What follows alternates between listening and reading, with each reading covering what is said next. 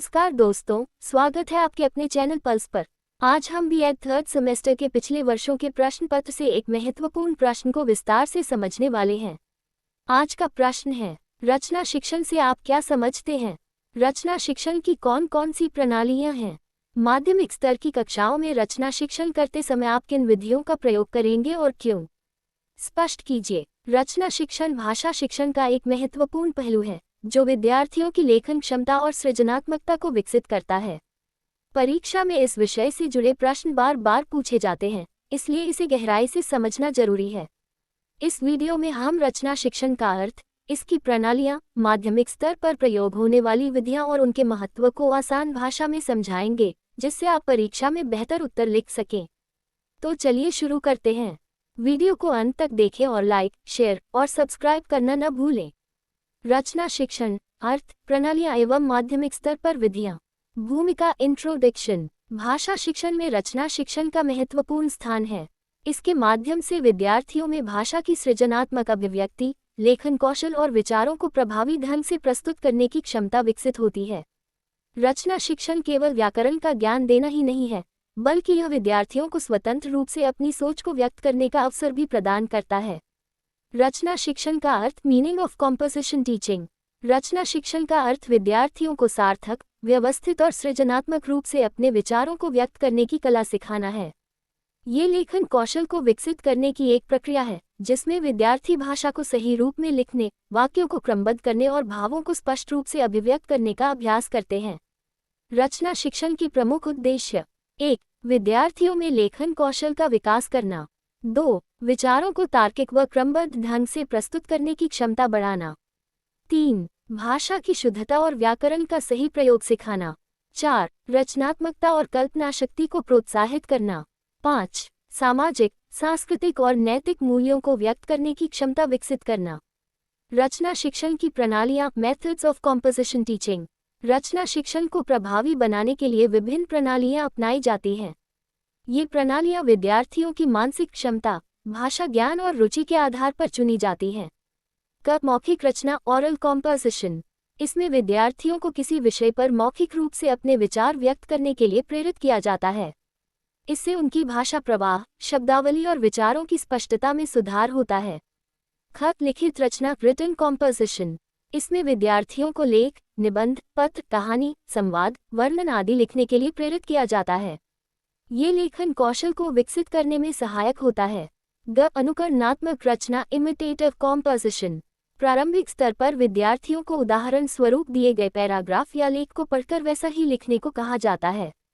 इससे भाषा की शैली और वाक्य संरचना को समझने में मदद मिलती है।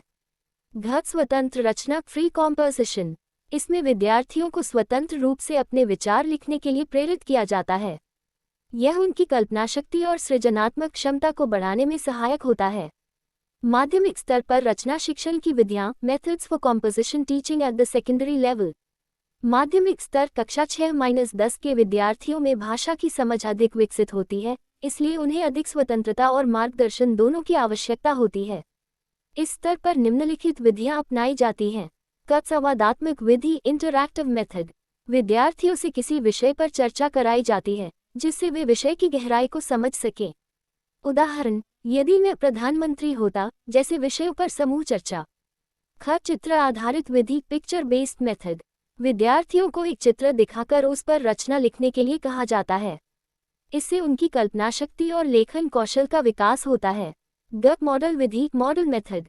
शिक्षक पहले किसी अच्छे लेख या निबंध का उदाहरण देते हैं और फिर विद्यार्थियों से वैसा ही लिखने को कहते हैं। इससे विद्यार्थियों को लेखन शैली सीखने में मदद मिलती है। अनुभवात्मक विधि, एक्सपीरियंशियल मेथड। विद्यार्थियों से उनके जीवन के अनुभवों पर आधारित निबंध या अनुच्छेद लिखवाए जाते हैं। उदाहरण, मेरी ग्रीष्मकालीन छुट्टियां विषय पर लेखन। कहानी पूर्ण करने की विधि, स्टोरी कंप्लीशन मेथड।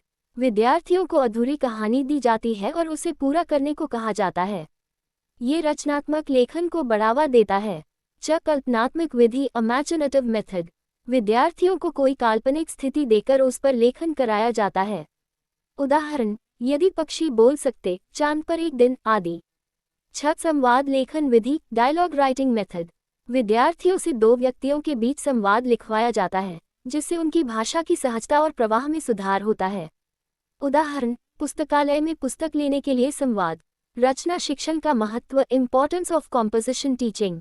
रचना शिक्षण विद्यार्थियों के भाषा विकास और बौद्धिक क्षमता को बढ़ाने में अत्यंत उपयोगी है।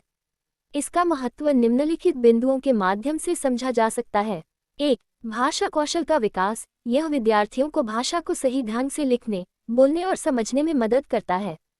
2. कल्पना शक्ति को बढ़ावा। विद्यार्थियों की रचनात्मकता और कल्पना शक्ति को विकसित करता है। 3. आत्मविश्वास में वृद्धि। लेखन अभ्यास से उनकी अभिव्यक्ति क्षमता और आत्मविश्वास में वृद्धि होती है। 4. सामाजिक जागरूकता। लेखन के माध्यम से विद्यार्थी समाज से जुड़े मुद्दों पर विचार करना सीखते हैं। 5. आलोचनात्मक सोच। इससे विद्यार्थियों में तर्क करने और अपने विचारों को व्यवस्थित ढंग से प्रस्तुत करने की क्षमता विकसित होती है। निष्कर्ष, कंक्लूजन। रचना शिक्षण भाषा शिक्षण का एक अनिवार्य अंग है, जो विद्यार्थियों में लेखन कौशल, कल्पना शक्ति और भाषा पर पकड़ को मजबूत करता है। माध्यमिक स्तर पर प्रभावी विधियों का उपयोग करके विद्यार्थियों को रोचक और व्यावहारिक तरीके से सिखाया जा सकता है।